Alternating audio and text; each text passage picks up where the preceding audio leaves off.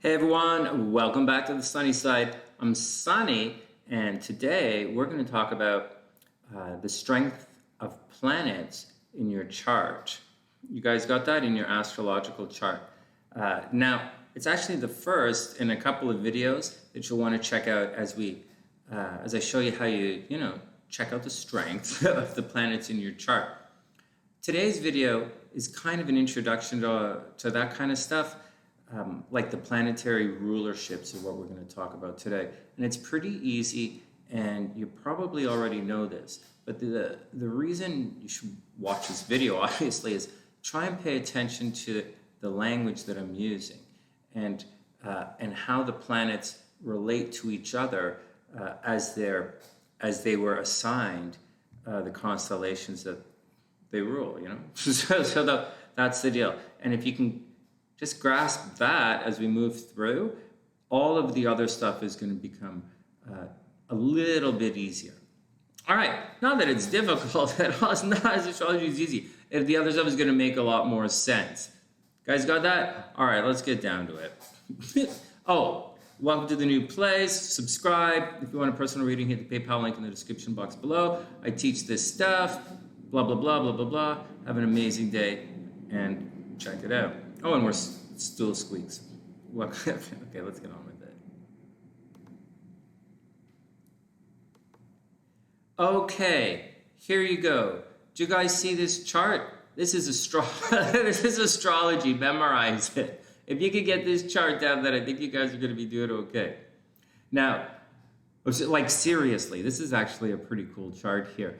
And where are you going to... So the first thing we want to look at right here are the signs, and this is going to make everything a lot easier. So that's Aries right there. This is Taurus right there. Gemini's right there. No big deal. No big deal. Today, we're going to talk about the circle inside of that. We're going to talk about these guys, the rulers of the sign. And you can see right here that Cancer is ruled by the moon. Pretty cool, huh? There's a little bit more to that. Like this stuff that you see on the outside, I'll just show you a little bit more before we move on, and we're going to refer back to this chart as we progress through the videos. But check this out. So you guys got that, right? Cancer is ruled by the moon. But there's more to it. These are the deacons here. So these are the deacons, right? Anyways, check this out. Check this out. This stuff here is all represented in the tarot cards. Seriously, check this out. Check this out. That's good. Okay, so if I just pull a random, let me just pull a card from the tarot deck here.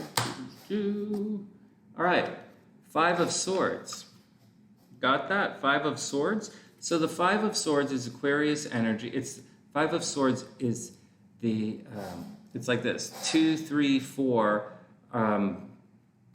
It's our 2, 3, 4 are cardinal, and then it's 4, 5, 6 are fixed, and then 7, 8, 9. Did I do that? 2, 3, 4, 5, 6, 7 are fixed. 8, 9, 10 are mutable.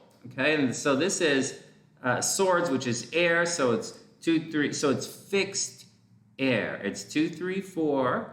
Right, is the cardinal, and then 5, 6, 7. So this is 5 of air. Well, is any of this making sense to you guys? I'm supposed to be teaching this stuff. Anyways, this is the first deacon of Aquarius. Okay, you guys got that? Okay, so that puts it right over here. This is Aquarius. And the first deacon right here is Venus in Aquarius. So this tarot card right here, let's just look and see if we got it. Yeah, there we got it right there.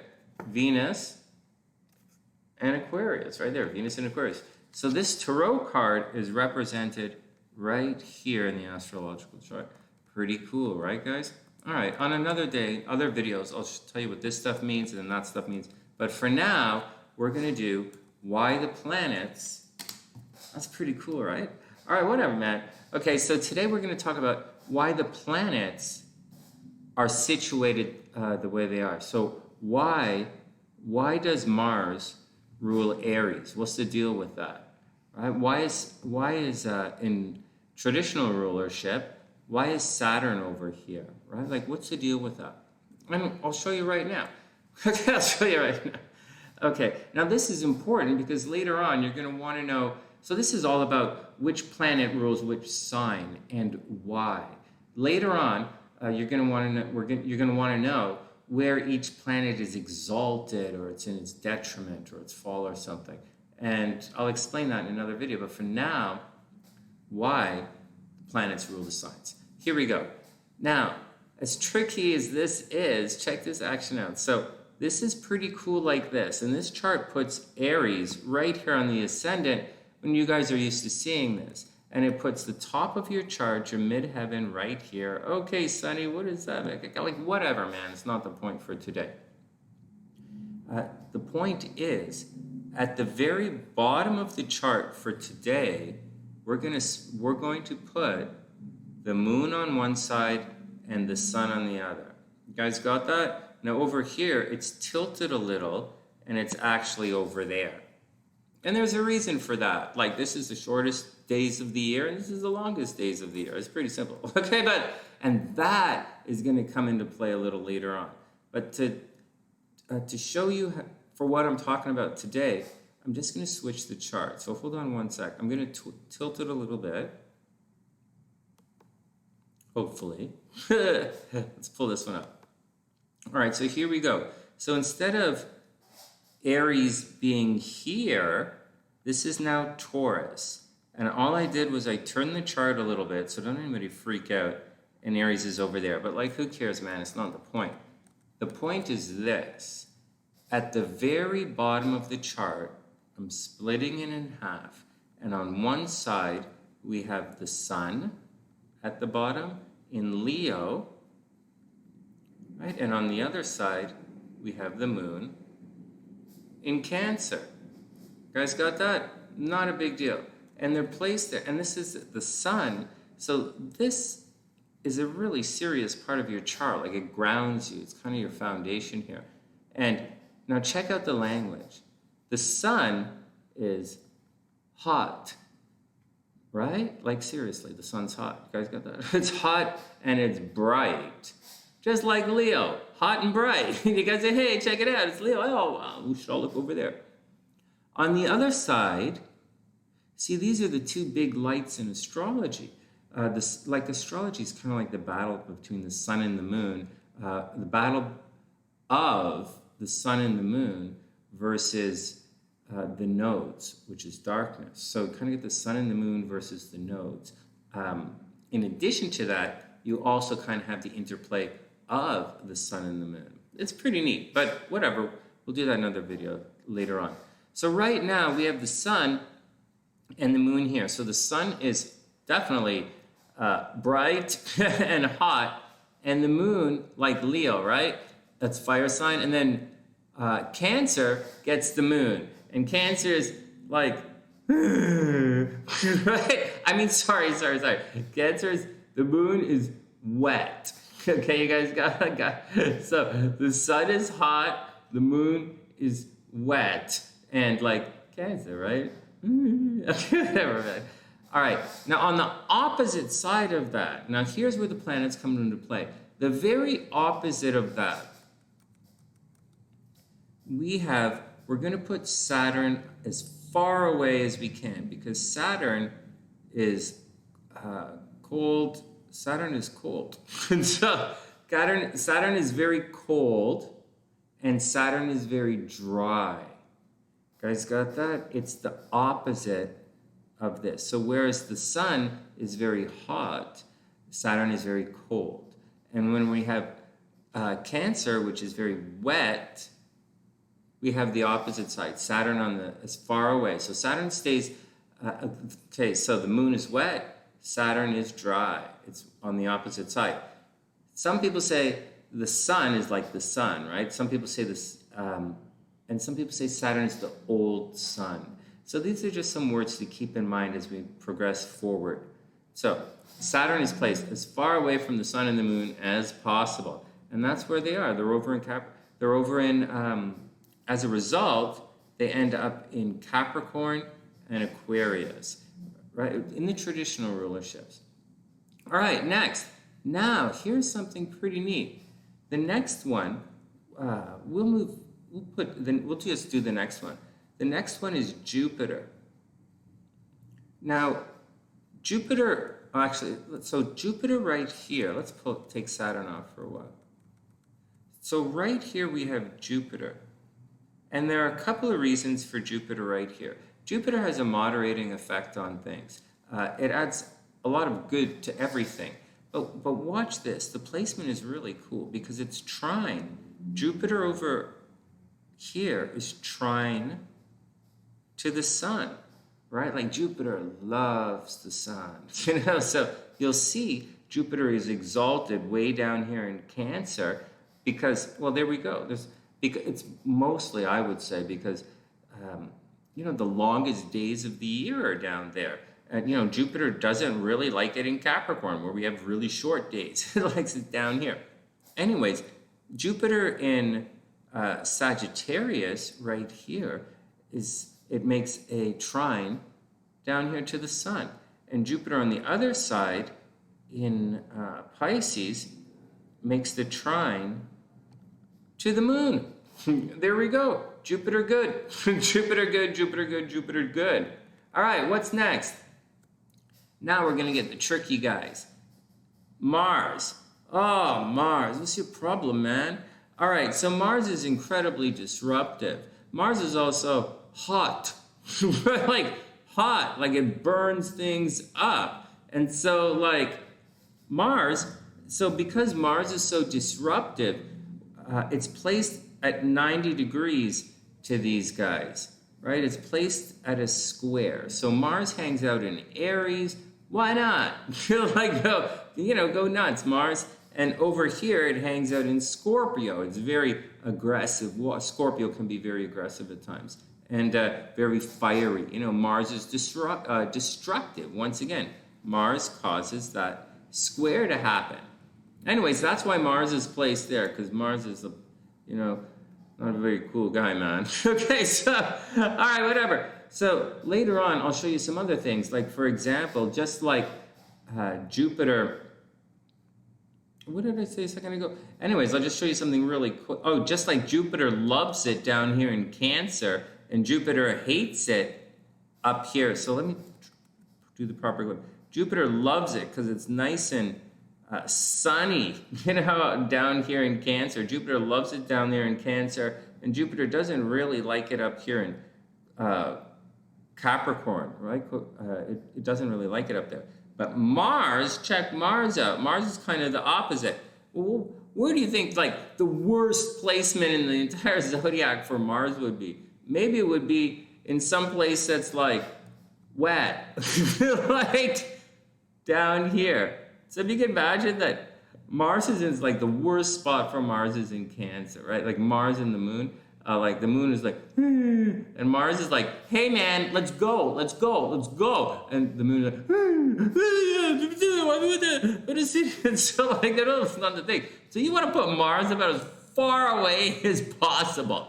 And that sticks Mars right up here. So Mars loves it in Capricorn. There are other reasons for this, and we'll talk about this on another day. But it's kind of hilarious. Anyways, so that's the deal. That's why Mars rules Aries and Scorpio. Next, how about the lazy guys? How about the guys who are like, okay, stop.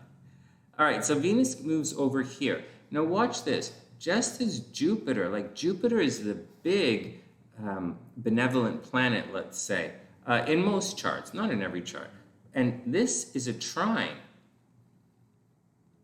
right? Everything cool. Everybody knows that's a very harmonious aspect or angle or aspect, whatever you want to look at it, in astrology. Very, very good. And so Jupiter is placed at that angle because that's a good angle. So now, the second really good angle is a sextile, and that's where Venus is. See that?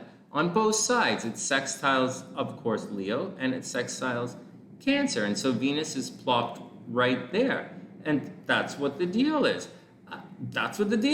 So Venus is given rulership of this part of the chart over here for its sextile to the sun, and that part of the chart is ruled by Taurus. I know you want a glyph, but I'm drawing a cute little Taurus. Every day is leg day. All right, next. So, and by I'm not going to draw a glyph for Libra. So there you go. So Venus is Venus plus there's more to it. Let's go across. Venus and the next guy, Mercury, right here, right, and right here, are only ever a certain amount of degrees from the sun. Right, so they don't, like, you can't have your sun in Leo and your Venus over here in Sagittarius, right? You can't have that. You can't have your sun here in Scorpio, in Leo, and have your Venus over here in Aquarius. It just doesn't work like that. So, like, it doesn't matter what universe you're in. That's not how it works. And so, the same with Mercury. You can't have your sun in Leo and have your Mercury over here in, say, Aquarius. It doesn't really work like that. So that's the deal. So these guys have to stay close. Those guys have to stay close. And that's the deal. And so a sextile, good. So Venus rules. And sextile, good, gets Venus. And Mercury is kind of neutral, you know? So sometimes it depends. It depends on what's going on for what will happen to Mercury there. But that's the deal, guys. That's the deal. That's the accent. So there we go. So let's go around again. Nice and easy. So right at the bottom of your chart, we have the sun. We have the sun and the moon. And as such, we have Leo on one side and Cancer on the other. And the sun and the moon, the sun is very hot and it's warming, and the moon is very wet. And so that's the deal. And anyways, that's the center of your chart, or the foundation of your chart. Some people can say this is the father. Some people will say that's the mother. Some people say Saturn's your father. Some people say the fourth house. Believe it or not, some people say the fourth house is your father. Some people say the 10th house is your mother. Some people say it's the other way around. In some other types of astrology, they say the 9th house is your father. So whatever, man. So whatever. So it all depends on the type of astrology you do. But today we're talking about rulerships. And the moon rules Cancer. The sun rules Leo. The next, we have Mercury on both sides, because Mercury is always close to the sun, and that is, we have Gemini on one side, and we have Virgo on the other. Then we move out to Venus. Venus sextiles makes a really nice aspect to these guys, and as such, Venus is assigned to Taurus on one side, on the moon side, and to Libra on the sun side. Then we move on, and the square, right? The square is Mars, the messed up guy, and Mars on one side is in Aries, and on the sun side, it's in Scorpio. And then we have Jupiter, which makes, once again, the trine, and it's on Pisces on one side and on Sagittarius on the other. And at the very, very top of the chart, opposing everything, is the planet of karma, Saturn, the one that takes away, the cold planet. Ugh. Well, there you go. And that gets assigned to the oh-so-fun signs of Capricorn, be home by 9, and Aquarius. And that's the action, guys. That's it. Hold on a sec. Let's talk to you guys properly here.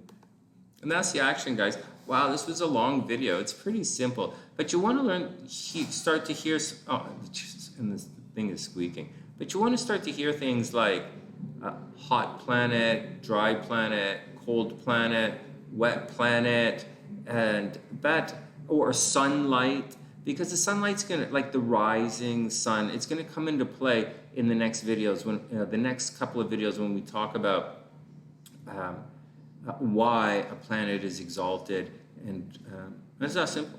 It's not simple. And that's the action, guys. Hope everybody has a super, super amazing day, and I'll see you guys soon.